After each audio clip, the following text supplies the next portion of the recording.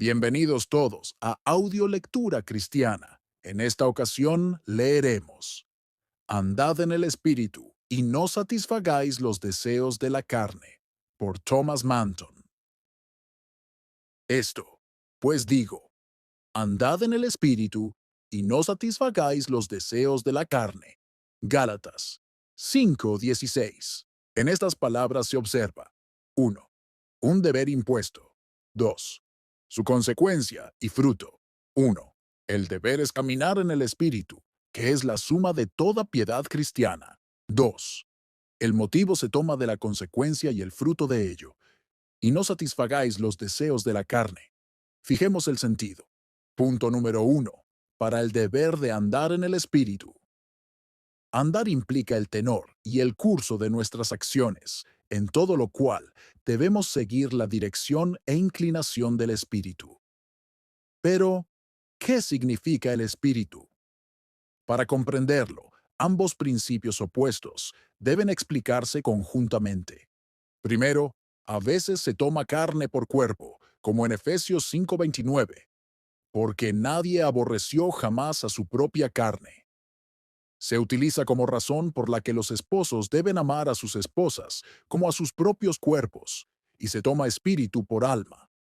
Eclesiastés 12:7.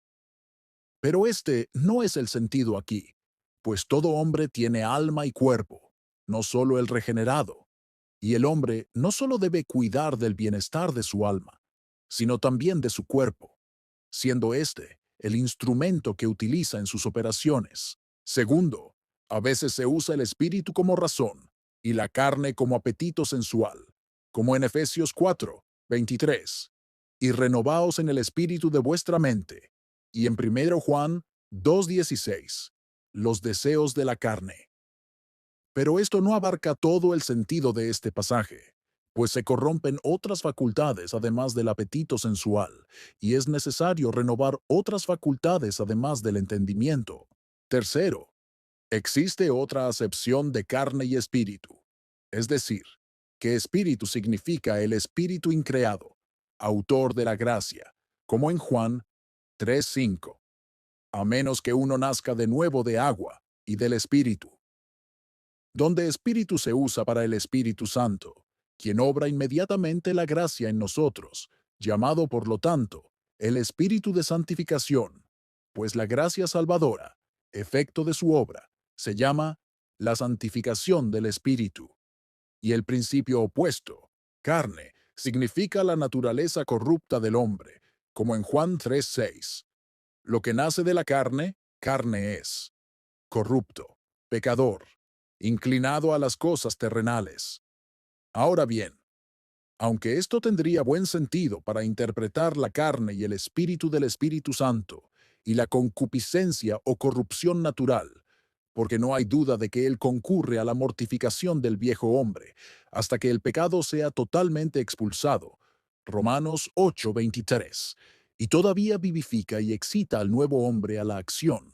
Sin embargo, aquí el apóstol habla de dos principios inherentes. Cuarto, por lo tanto, carne y espíritu se refieren al viejo hombre y al nuevo. Y así, espíritu se refiere a la parte renovada, o al nuevo hombre de gracia en el corazón. Juan 3:6.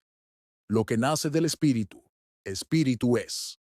Es decir, hay una obra de gracia salvadora obrada en nuestros corazones por el Espíritu de Dios, cuya nueva naturaleza tiene sus impulsos e inclinaciones que debemos obedecer y seguir.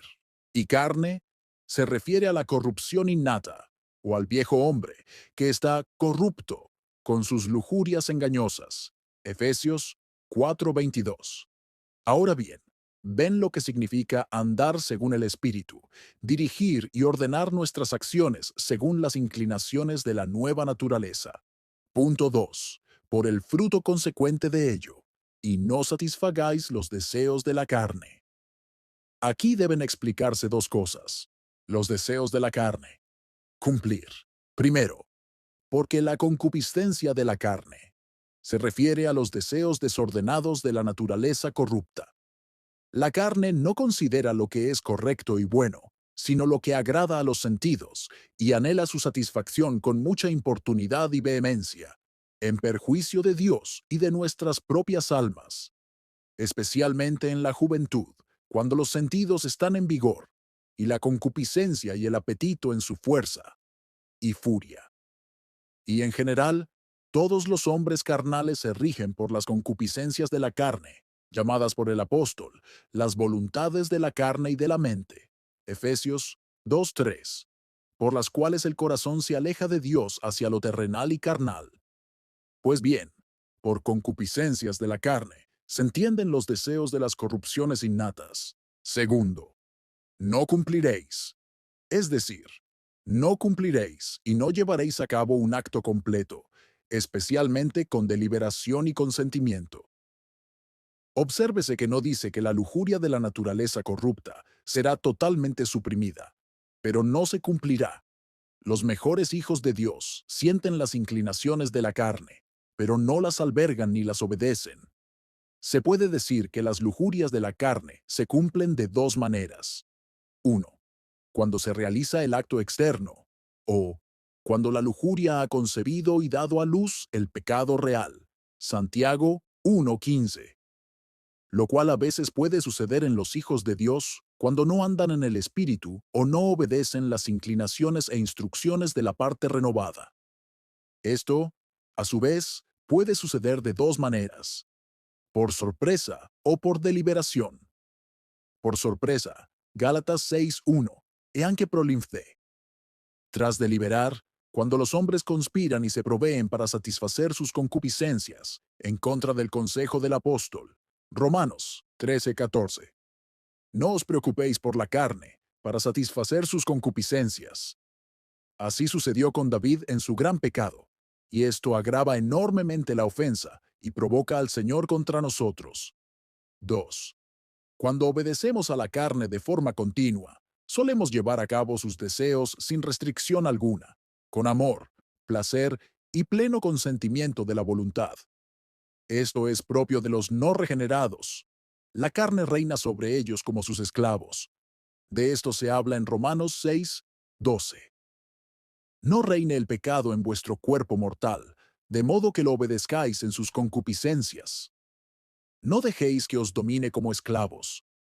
Entonces, el significado es que no abusaréis de vuestra libertad cristiana como excusa para la carne, ni os entregaréis a ella, ni buscaréis lo que la carne codicia. Cuanto más se dedican los cristianos a obedecer a la nueva naturaleza, más se mortifica y se mantiene bajo control el poder de la corrupción innata. Para entender este punto, permítame exponer estas proposiciones: que hay una diversidad de principios en un cristiano, carne y espíritu. 1. Existe un principio bueno, llamado espíritu, porque el espíritu es su autor. Ezequiel 36:26. Pondré en vosotros un corazón nuevo y un espíritu nuevo. También se le llama la naturaleza divina. Segunda de Pedro 1:4. Porque está compuesta de esas cualidades de gracia que nos asemejan a Dios. La semilla que permanece. Primera de Juan 3:9. Porque no es una operación transitoria, sino un hábito permanente que dispone e inclina el alma hacia Dios y el cielo. El nuevo hombre. Efesios 4:24. Porque lo tenemos no por naturaleza, sino por gracia. Somos formados a la imagen de Dios. Ahora bien, el uso de este principio puede conocerse en parte por la manera en que se obra en nosotros y en parte por los usos y fines para los que sirve. Por la manera en que el Espíritu obra en nosotros, como se establece en Hebreos 8:10. Pondré mis leyes en su mente y las escribiré en su corazón.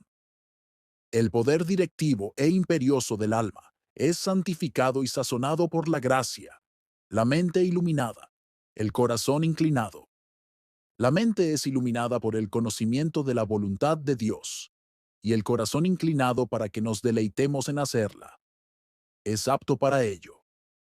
Por lo tanto, la nueva criatura sirve para dirigirnos y, por lo tanto, cumple la función de guía para los piadosos en todas sus acciones, en lo que respecta a la religión y a la gloria de Dios, y también para conmovernos y motivarnos hacia lo bueno. Porque el espíritu está dispuesto, aunque la carne es débil. Mateo 26:41. Por sus usos y fines. Ninguno de los dones de Dios es en vano. La nueva naturaleza es el talento más selecto que se ha confiado a los hijos de los hombres. Por lo tanto, tiene su uso y fin, que es prepararnos para Dios y el cielo. 1. Dispone el alma a una obediencia sincera a Dios, como principio inherente. Efesios 6:24. Es creada según Dios en justicia y santidad verdadera, como algo adecuado para nosotros. Así, se nos promete que el Espíritu nos capacitará para andar en los caminos de Dios. Ezequiel 36:27. Infundiré mi espíritu dentro de vosotros, y haré que andéis en mis estatutos, y guardéis mis preceptos, y los pongáis por obra. Nos ayuda a evitar el pecado. Primera de Juan 3:9. Todo aquel que es nacido de Dios no practica el pecado, porque la simiente de Dios permanece en él, y no puede pecar, porque es nacido de Dios. Quienes retribuyen no pueden ceder a los pecados que sorprenden y cautivan a otros. 2. Nos prepara para el cielo. Hacia allá se dirige la nueva naturaleza. Segunda de Pedro 1:4. Primera Juan 5:4. Todo lo que es nacido de Dios vence al mundo. Nos impulsa a pensar, amar y buscar las cosas celestiales. Esta gracia vino del cielo y allí se perfecciona. 2. Hay otro principio de naturaleza corrupta que permanece en nosotros, al que a veces se llama carne, como antes. A veces el viejo hombre. Efesios 4:22. El pecado que mora en nosotros. El cuerpo del pecado. Rom. Grieks 6. La ley de los miembros en guerra contra la ley de la mente. Por este principio se inclinan a lo malo. Este principio también puede conocerse. Andrews, por el modo como llegó hasta nosotros. Concordis, por su tendencia y operaciones. 1. La manera en que nos llegó, desde Adán en su apostasía, y como caído de su bien supremo y fin último. Juan 13:6. Cuando el hombre se apartó de Dios, se entregó a sí mismo. La tentación fue: seréis como dioses. Génesis 3:5. Quería erigirse en Dios. ¿Y qué era ese yo que el hombre buscaba idolatrar, sino considerarse a sí mismo más como cuerpo que como alma? Y por lo tanto, cuando Dios buscó reducir al hombre, ¿dónde residía la dificultad? Ese texto les informará. Génesis 6:3. Mi espíritu no contenderá para siempre con el hombre, porque también es carne, es decir, hundido o perdido en la carne, completamente entregado a los intereses de la vida corporal. 2. Por su tendencia e influencia, nos impulsa a hacer lo que es más aceptable a los sentidos o más acorde con nuestros fines mundanos y carnales.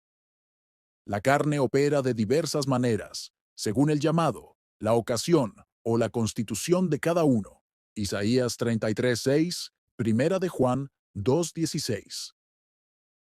Así como cada tierra produce la maleza que mejor se adapta a su naturaleza y calidad, algunos se ven esclavizados por este pecado, otros por aquel.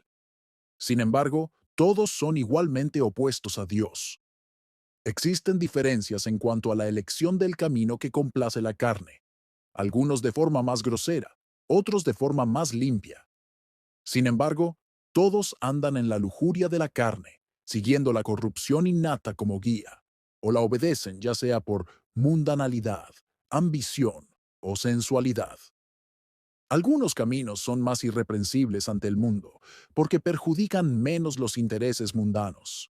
Otros son tan prodigiosamente malvados que horrorizan incluso a la humanidad, aunque degenerada.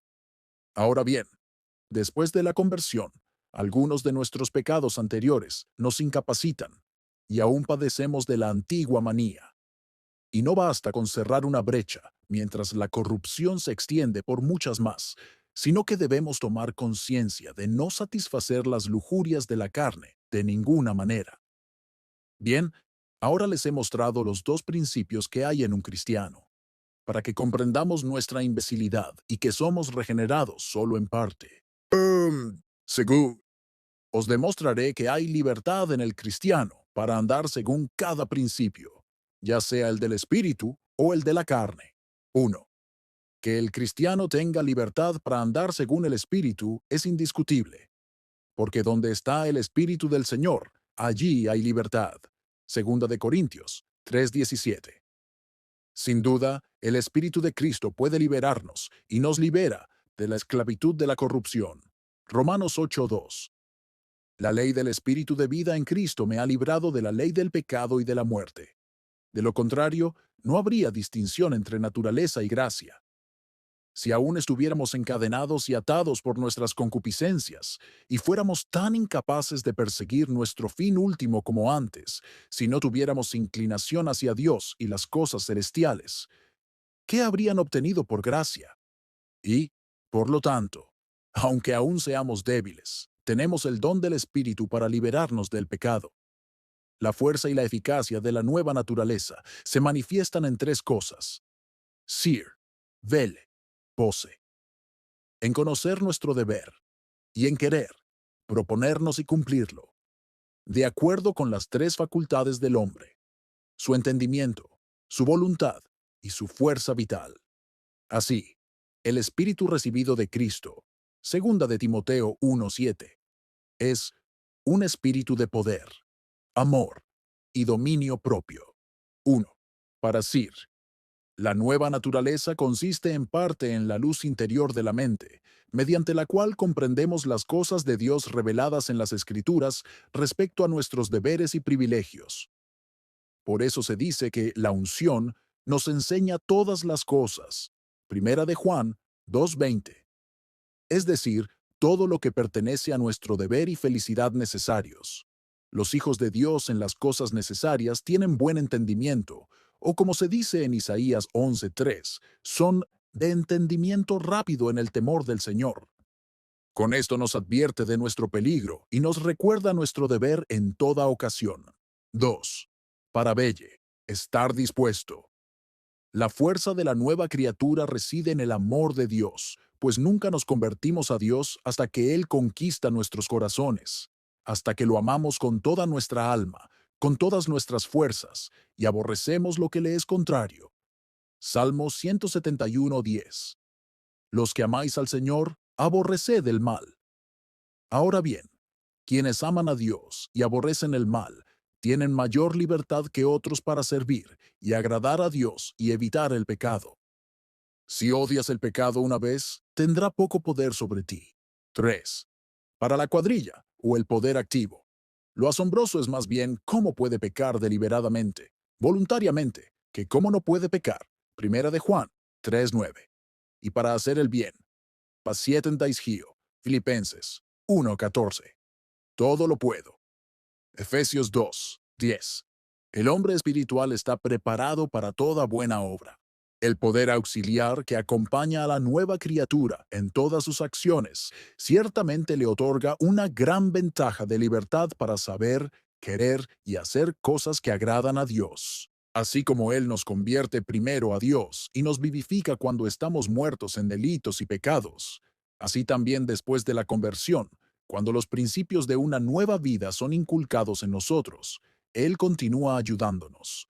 Y como todas las criaturas dependen de Dios, in esse conservari et operari. Hechos 17:2.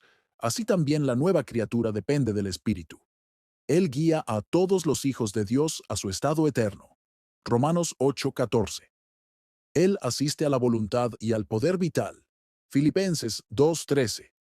De lo contrario, podríamos quejarnos con Pablo. Romanos 7:18. Porque el querer está en mí, pero no el hacer el bien.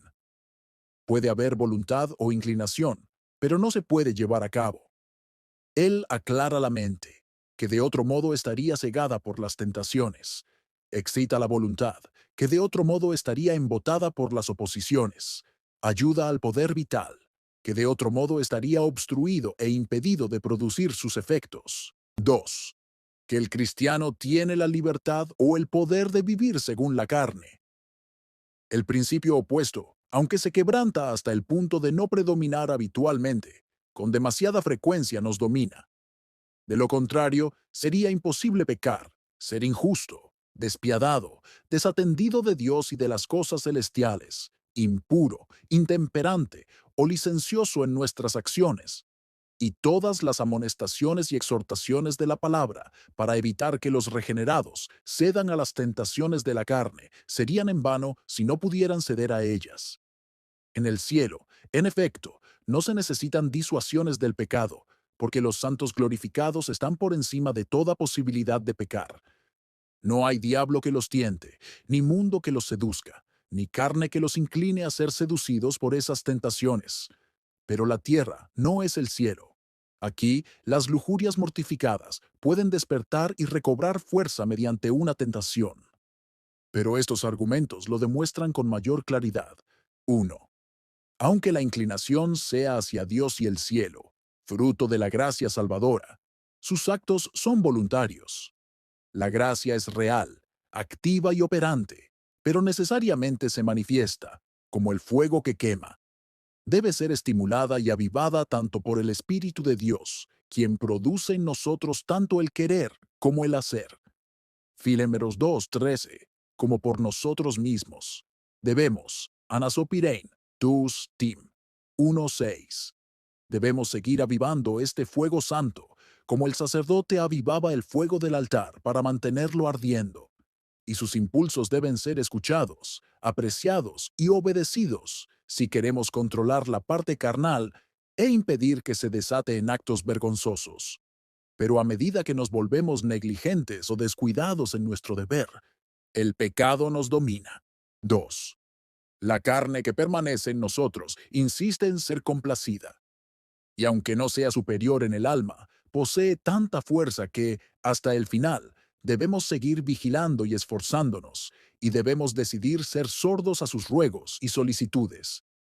Primera de Pedro 1:14. No os conforméis a las antiguas concupiscencias de vuestra ignorancia, ni os acomodéis a la carne.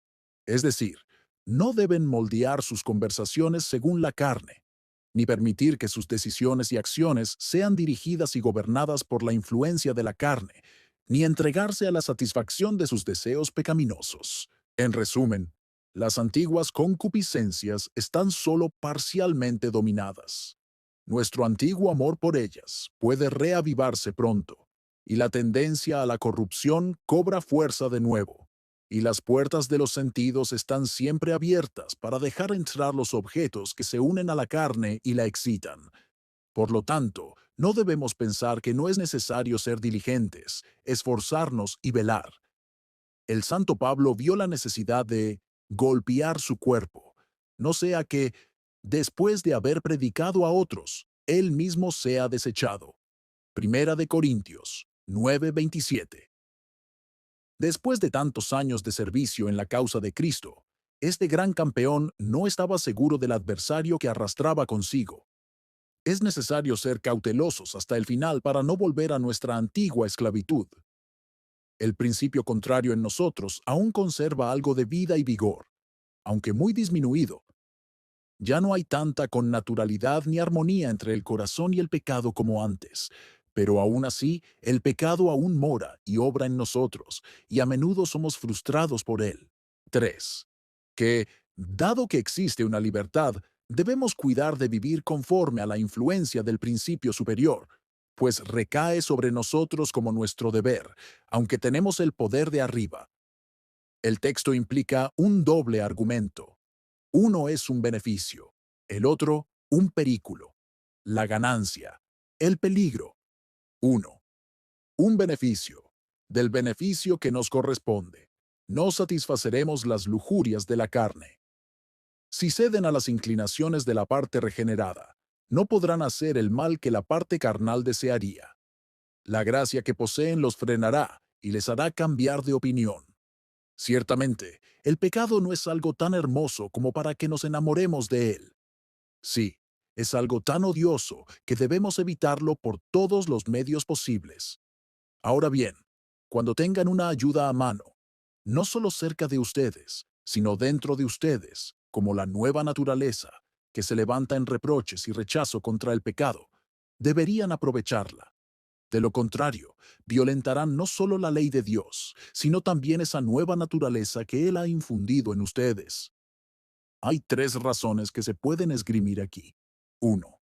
Cuanto mejor sea el principio, más se fortalecerá cuanto más se obedezca, porque el camino del Señor es fortaleza para los rectos.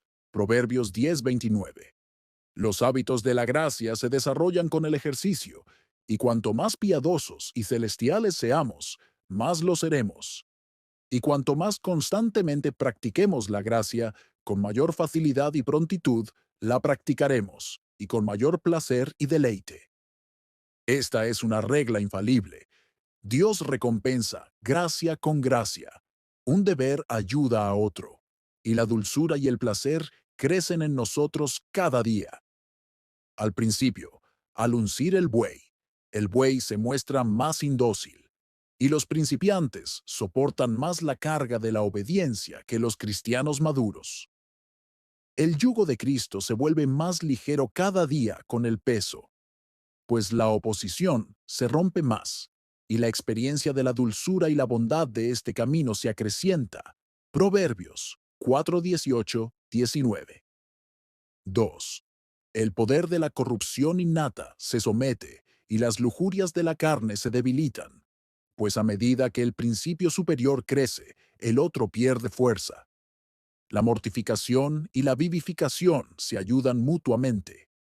Cuanto más muertos estamos al pecado, más vivos estamos para la justicia. Así, por otro lado, cuanto más vivimos para la justicia, más muertos estamos al pecado, pues la vida carnal es absorbida por la espiritual.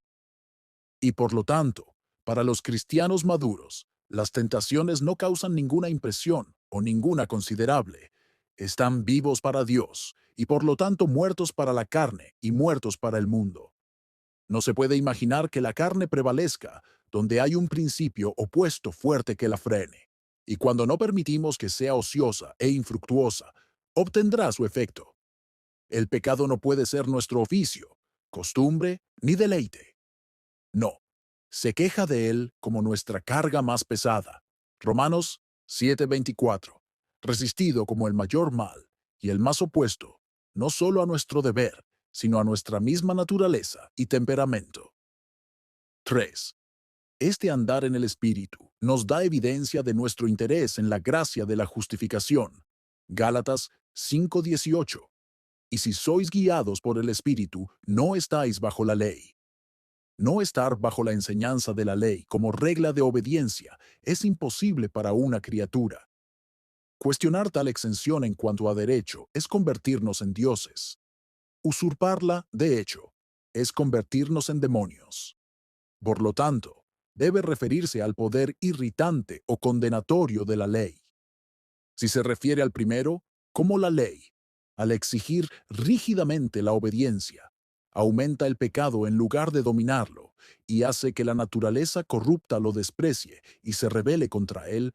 Ocurre lo mismo con los motivos anteriores, pero ese es un sentido más limitado.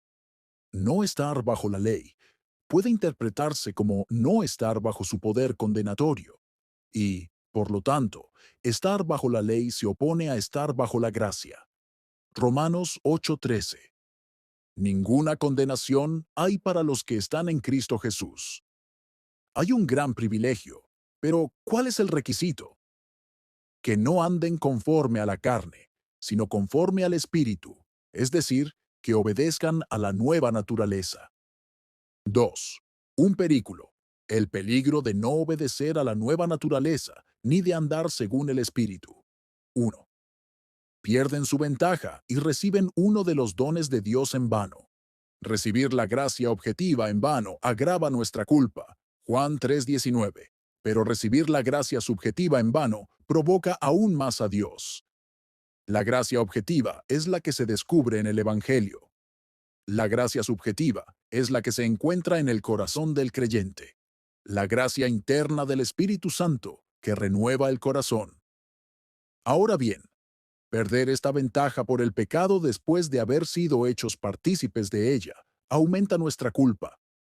Por lo tanto, ciertamente, si vivimos en el Espíritu, debemos andar en el Espíritu. Gálatas 5:25. Debemos aprovechar los mejores dones de Dios, o de lo contrario la obra de su Espíritu se pierde. Él no pierde nada más que el trigo, el vino y el aceite otorgados a otros, pero os ha otorgado la santificación del Espíritu. Perderá también la gloria de eso. 2. La nueva naturaleza se debilita considerablemente y sufre pérdidas si no se la aprecia y obedece. Se advierte a la iglesia de Sardis que evite la muerte de los hábitos de gracia. David habla como si la obra fuera a comenzar de nuevo y su restauración fuera una segunda conversión. Salmo 11:10. Crea en mí, oh Señor, un corazón limpio y renueva un espíritu recto dentro de mí. Al no adherirse al principio de la gracia, pierde mucho vigor y poder. 3. Cuando no se obedecen estas mociones y no se ejerce este poder, Dios se ve impulsado a retirar la gracia vivificante. Aunque el Espíritu del que aquí se habla es la nueva naturaleza, el Espíritu Santo es su supervisor, y por medio de ella nos mueve, guía, dirige y vivifica.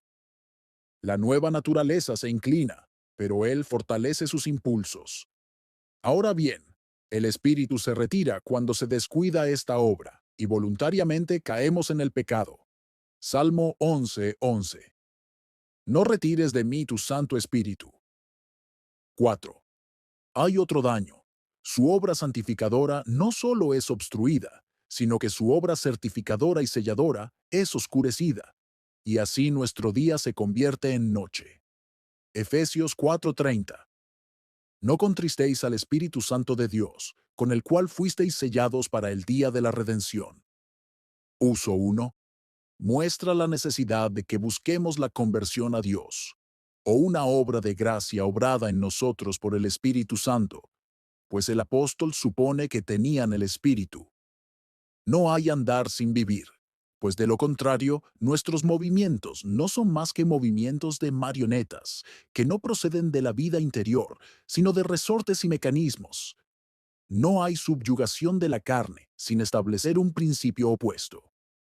Por lo tanto, debemos entregarnos al Espíritu Santo, primero para ser santificados, luego gobernados por Él, primero renovados, luego guiados, ordenados y dirigidos por Él en todas nuestras acciones, y la carne muere insensiblemente. 2. Renovados por el Espíritu Santo, es decir, con la mente iluminada y el corazón inclinado, debemos obedecer a esta inclinación, pues la vida no se nos da para que la tengamos, sino para que actuemos según ella y hagamos cosas acordes con la vida que tenemos. La gracia no es una cualidad perezosa ni ociosa, sino que siempre obra y lucha en contra del principio opuesto. 3. Aunque al principio nos acosen y nos enfrentemos a las concupiscencias de la carne, que nos apartan de Dios y de las cosas celestiales, no debemos desanimarnos ante cada dificultad, pues las dificultades solo inflaman un espíritu resuelto, como el fuego lo hace. Y además, aunque no dominemos por completo las concupiscencias de la carne, no las lograremos ni viviremos sujetos a ellas, sino que gradualmente adquiriremos poder contra ellas. 4. La vida carnal no es de una sola clase. Algunos se entregan a los placeres sensuales, otros tienen la cabeza y el corazón completamente absortos en el mundo y las cosas mundanas. Ahora bien, si Dios ha puesto una nueva orientación en nuestra voluntad y afectos, debemos manifestarla mediante una conversación celestial, pues quienes se preocupan por las cosas terrenales son carnales, y la gran inclinación de la nueva naturaleza es llevarnos a Dios y a las cosas del otro mundo. Segunda de Corintios 5:5. 5. Son muy culpables quienes se quejan del pecado y no emprenden el camino para librarse de él, obedeciendo los instintos del Espíritu Santo o las mociones de la nueva naturaleza. El Espíritu del Señor es un espíritu libre. Salmo 11:12. Y su verdad nos hace libres. Juan 8:32.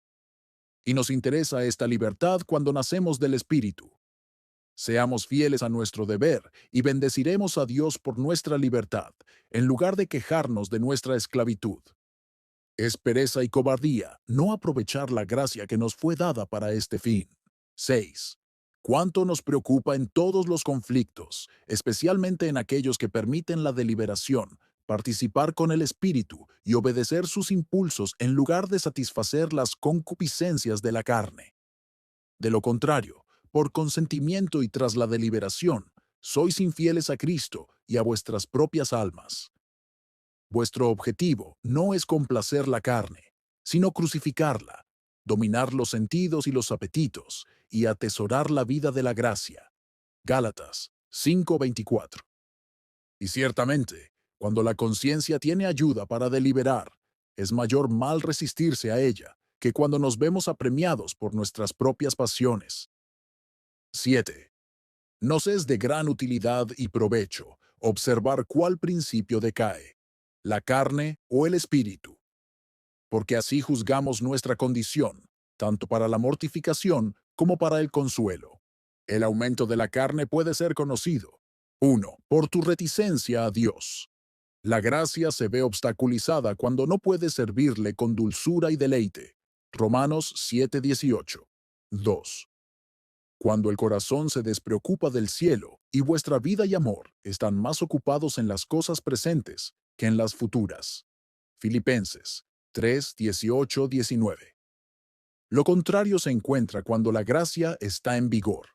En segundo lugar, se conoce la prevalencia y el aumento del espíritu. 1.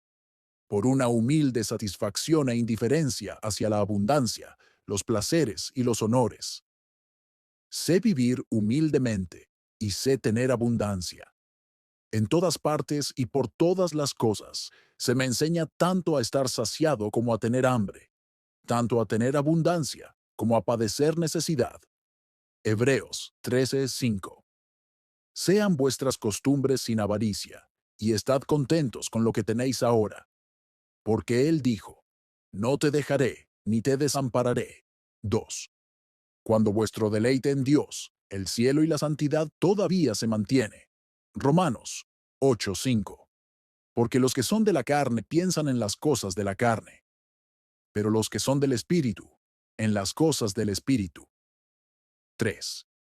Cuando el corazón se mantiene preparado para los deberes de su llamamiento celestial. Amén.